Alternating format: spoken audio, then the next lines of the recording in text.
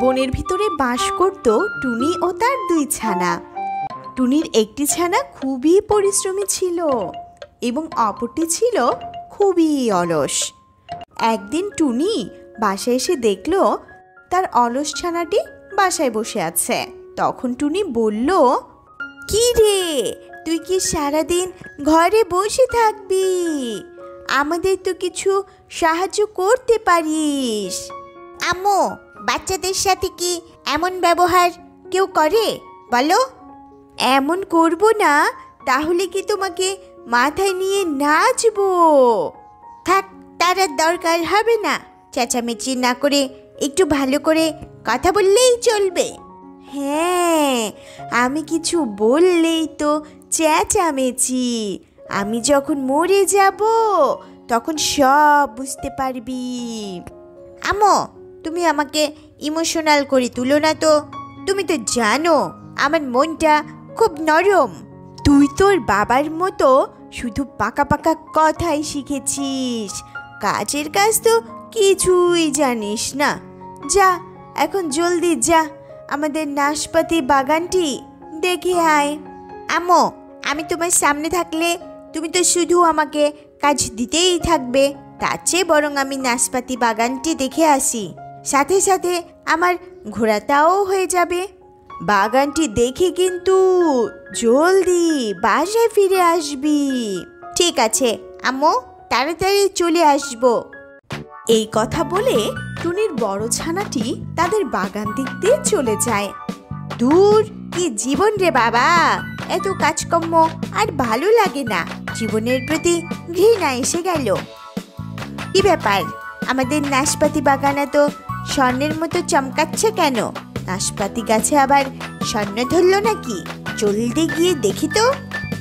টুনির ছানা যখন নাশপাতি বাগানে পৌঁছালো তখন দেখলো তাদের সব নাশপাতি গাছগুলো আগুনে পুড়ে গেছে। এই দেখে টুনির ছানাটি বলল, এ কি, আমাদের নাশপাতি গাছে আগুন লাগলো কিভাবে? জলদি গিয়ে বিষয়টি মাকে জানাতে হবে। টুনির ছানাটি জলদি গিয়ে টুনিকে সবকিছু খুলে বলে।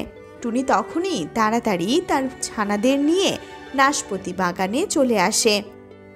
টুনি এসে তার বাগানের এই অবস্থা দেখে খুবই দুঃখ পায়। তখন টুনি বলল, বলো বাবা, এখন আমরা কি করব?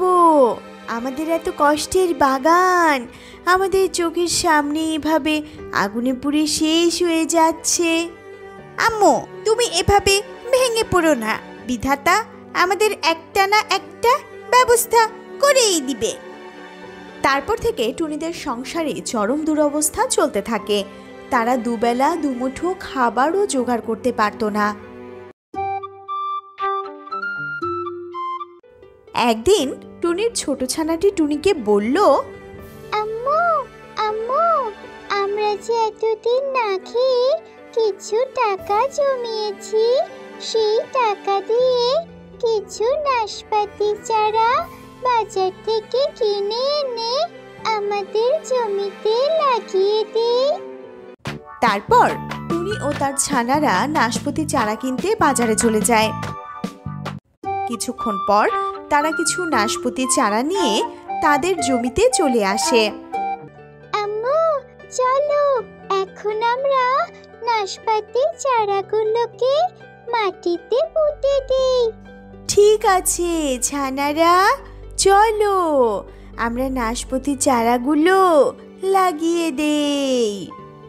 তারপর টুনি ও টুনির ছানারা নাশপাতি চারা লাগানোর জন্য জমি চাষ করতে থাকে। আর এমন সময় একটি কাক এসে হাজির হয়।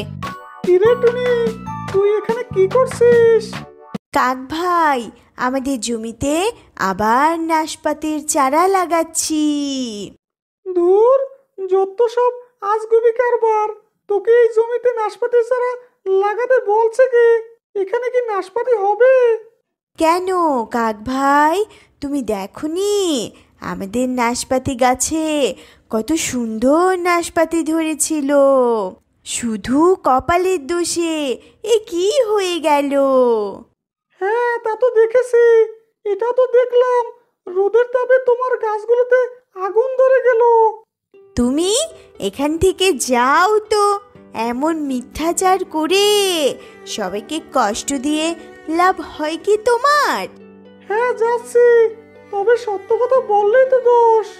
কাকটুনিকে যা তা বলে সেখান থেকে উড়ে যায় আর ভাবতে থাকে, টুনি, তুমি গাছ লাগাবে, এই গাছে পানিও ঢালবে, গাছ যখন বড় হবে ফল ধরবে তখন তোমার গাছের ফল খাবো আমি, আর তোমার গাছের ফল বিক্রি করে আমি ধনী হব। অপরদিকে টুনি গাছ লাগানোর পর সেগুলোকে যত্ন করে বড় করে তোলে। কিছুদিন পর টুনি জমিতে এসে দেখে তার গাছগুলো অনেক বড় হয়ে গেছে এবং অনেক নাশপাতি ফল ধরেছে। বাহ, আমাদের নাশপাতি গাছে তো প্রচুর নাশপাতি ধরেছে, এগুলো পেড়ে আমরা আগামীকাল বাজারে নিয়ে যাব।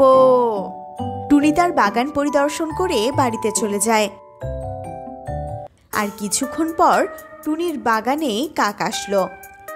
টুনির গাছের নাশপাতি ফল দেখে কাক বলল, আরে বাহ, টুনির বাগানে তো অনেক নাশপাতি ধরেছে, আমি এগুলোকে পেরে বাজারে নিয়ে বিক্রি করব আর আমি ধনী হয়ে যাব।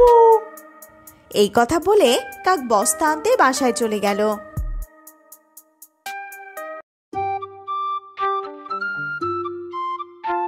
কিছুক্ষণ পর কাক বস্তা নিয়ে আসলো এবং টুনির বাগানের সব নাশপাতি ফল পারল। সব নাশপাতি ফল পেড়ে বস্তায় ভরে বাসায় নিয়ে গেল।